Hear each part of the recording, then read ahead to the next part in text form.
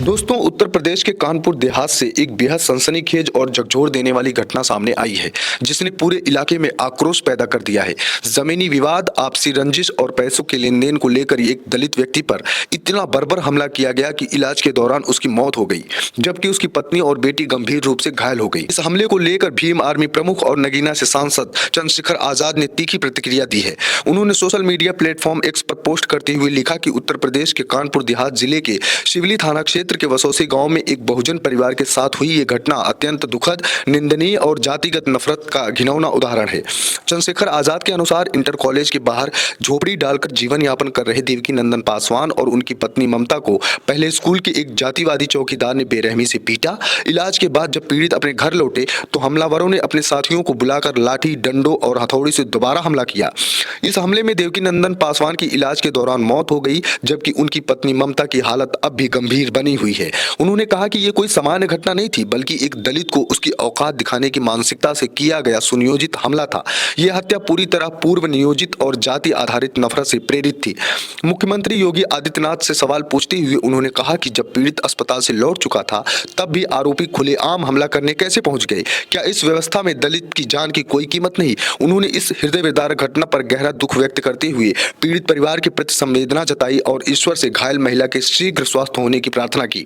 साथ ही उत्तर प्रदेश सरकार से मांग की कि वे सभी आरोपियों को तुरंत गिरफ्तार कर हत्या और SC/ST एक्ट की कठोर धाराएं लगाई जाए। पीड़ित परिवार को सरकारी सुरक्षा, बेहतर इलाज, मुआवजा और परिवार को पुनर्वास व न्याय की गारंटी दी जाए। दरअसल ये पूरा मामला कानपुर देहात के मलिकपुर गांव का बताया जा रहा है, जहां मृतक की पहचान देवकी नंदन पासी के रूप में हुई है। वो इसी गांव के रहने वाले थे और सुरभ इंटर कॉलेज में चौकीदार के पद पर कार्यरत थे। बताया जा रहा है कि स्कूल प्रबंधन से विवाद के बाद उन्हें नौकरी से हटा दिया गया था, जिसके बाद वो स्कूल परिसर के बाहर झोपड़ी बनाकर परिवार के साथ रहने लगे। इसी बात को लेकर लंबे समय से विवाद चल रहा था। परिजनों का आरोप है कि आरोपी गोविंद सिंह आए दिन शराब के नशे में देवकी नंदन के साथ गाली गलौज करता था। इसकी शिकायत कई बार पुलिस से की गई, लेकिन कोई ठोस कार्रवाई नहीं हुई। रविवार रात करीब 10 बजे आरोपी फिर शराब के नशे में गाली गलौज करने लगा। सूचना मिलने पर पुलिस मौके पर पहुंची, लेकिन आरोपी फरार हो गए। इसके बाद देवकी नंदन ने कोतवाली पहुंचकर तहरीर दी। आरोप है कि पुलिस ने रिपोर्ट दर्ज करने का आश्वासन देकर उन्हें वापस भेज दिया। इसी बीच रात करीब 11:30 बजे गोविंद सिंह अपनी पत्नी, बेटे पीयूष और 5-6 अज्ञात लोगों के साथ धारदार हथियार लेकर घर में घुस आया और हमला कर दिया। सिर पर गंभीर चोट लगने से देवकी नंदन जमीन पर गिर पड़े, जबकि उनकी पत्नी ममता और बेटी को भी बेरहमी से पीटा गया। घटना ये काफी दिनों से दारू शराब पी की गाली गलौज कर रहा है। तो ये कल बोला गया कि ये गाली गलौज किसको देते हो, तो बस फिर से देना स्टार्ट कर दिया। और बस अचानक से मम्मी पापा सब लोग बैठे थे और काफी ये गोविंद है, गोविंद का लड़का पीयूष, एक उसका साला है और अजय हैं, विजय हैं, कुछ अज्ञात लोग हैं जो कि औजारों से मार पीट के इतना मारा है कि मम्मी को भी ऐसे हालात में छोड़ा है कि वो भी बचने की उम्मीद में नहीं है। जी, मोबाइल भी एक फोन घर से छिना ले गए।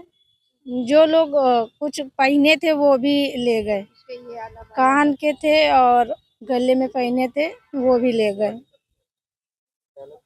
मम्मी की गंभीरता है कि अभी उनका कोई सहारा नहीं है, यहाँ इधर ही हैलट में भर्ती हैं। यह घटना कानपुर देहात सिवली थाना चौकी बागपुर और बसौसी सुरभि स्कूल के।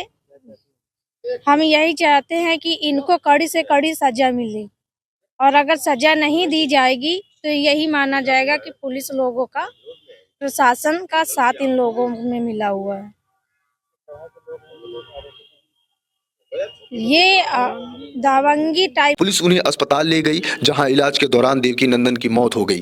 पीड़ित परिवार का कहना है कि अगर पुलिस समय रहते कार्रवाई करती तो आरोपियों को इतनी बड़ी वारदात करने की हिम्मत नहीं होती। आप सबको सादर अवगत कराना है कि थाना सिवली के ग्राम मलिकपुर में दो पक्षों के मध्य हुए विवाद के दौरान घायल व्यक्ति देवकी नंदन की दौरान इलाज कानपुर नगर हैलट में मृत्यु हो गई थी, जिसके संदर्भ में थाना सिवली में अभियोग 19/26 पंजीकृत किया गया था, जिसमें 2 नामित गोविंद एवं उनकी पत्नी संगम तथा अन्य 4 लोगों को थाना सिवली द्वारा गिरफ्तार किया गया है। उनसे गहन पूछताछ एवं साक्ष्य संकलन की कार्रवाई पूर्ण कर माननीय न्यायालय के समक्ष प्रस्तुत किया जाए। पुलिस के मुताबिक मुख्य आरोपी गोविंद सिंह, उसकी पत्नी और 3 अन्य लोगों को गिरफ्तार कर लिया गया है। हालांकि जिस तरह से चंद्रशेखर आजाद ने इस मुद्दे को उठाया है, उससे साफ है कि ये मामला आगे और तूल पकड़ सकता है। अब देखने वाली बात ये होगी कि इस केस से जुड़े और कौन-कौन से अनछुए पहलू सामने आते हैं। आप इस खबर पर क्या कहना चाहेंगे, कमेंट करके अपनी राय जरूर दें और हमारे चैनल द डेली फ्लो को सब्सक्राइब करें और शेयर करना ना भूलें। बहुत बहुत धन्यवाद।